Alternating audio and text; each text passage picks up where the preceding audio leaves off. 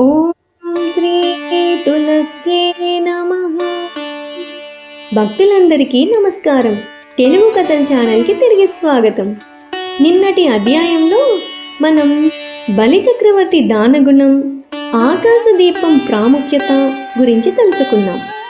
ఈరోజు 6వ అధ్యాయంలో ఈ మాసంలో ప్రతి ఇంటా జరిగే అత్యంత పవిత్రమైన ఆచారాలలో ఒకటైన తులసి పూజ, దాని వెనుక ఉన్న దివ్యమైన గాథను, ఆ తల్లి మహిమను విందాం.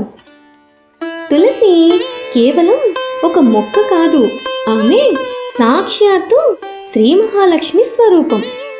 విష్ణుమూర్తికి అత్యంత ప్రియమైనది, అందుకే ఆమెను విష్ణుప్రియ అని పిలుస్తారు.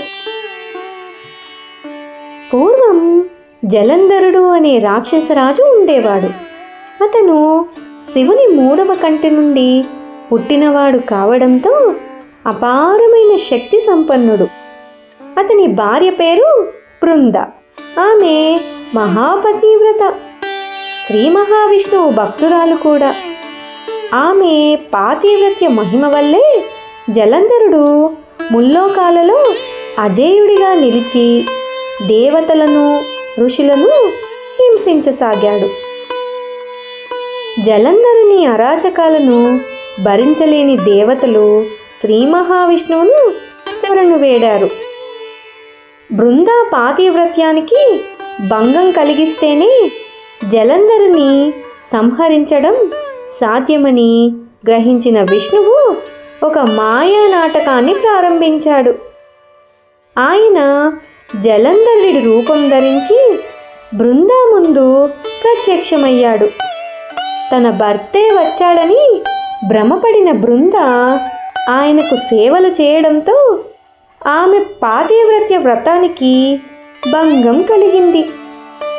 వెంటనే జలంధరుడు తన శక్తిని కోల్పోయి శివునితో జరుగుతున్న యుద్ధంలో మరణించాడు.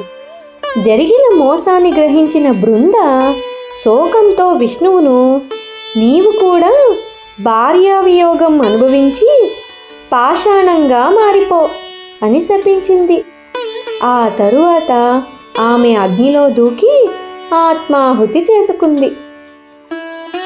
బృంద శాపాన్ని వినమ్రంగా స్వీకరించిన విష్ణువు ఆమె భక్తికి మెచ్చి, నీవు చిరకాలం పూజలందుకుంటావు.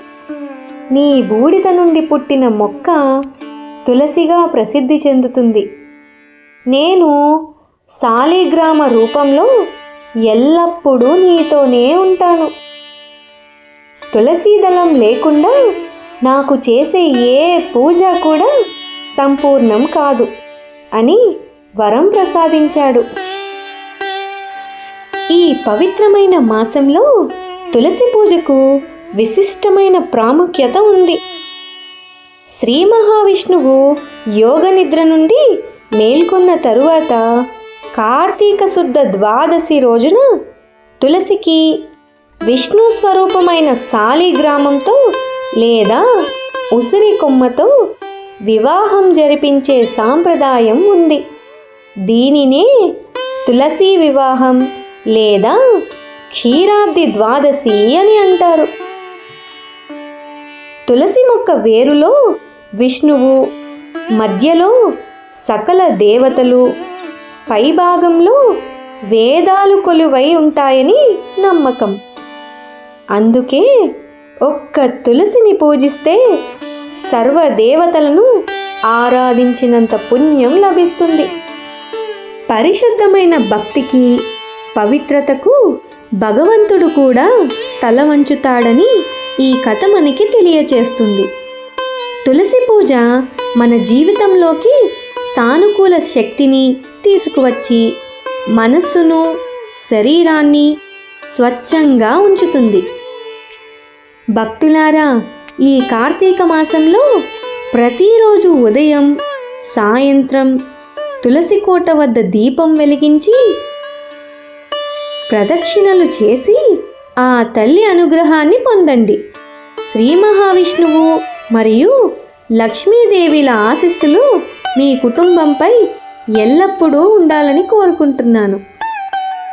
రేపటి అధ్యాయంలో మనం క్షీరాబ్ది ద్వాదశి మహోత్సవం మరియు పాల సముద్ర మదనం కథ గురించి వివరంగా తెలుసుకుందాం.